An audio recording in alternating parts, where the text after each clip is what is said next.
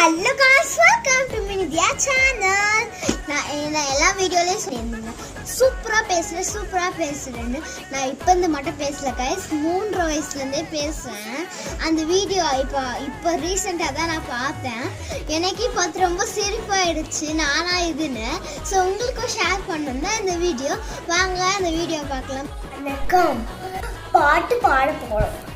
குண்டு குண்டு கத்திரிக்காய் உருண்டையான சுண்டைக்காய் நீளமான முருங்கைக்காய் நீண்டு தொங்கும் புடைக்காய் பட்டை போட்ட வெண்டைக்காய் அனைவரும் வாங்க சமைச்சு உண்ணலாம்.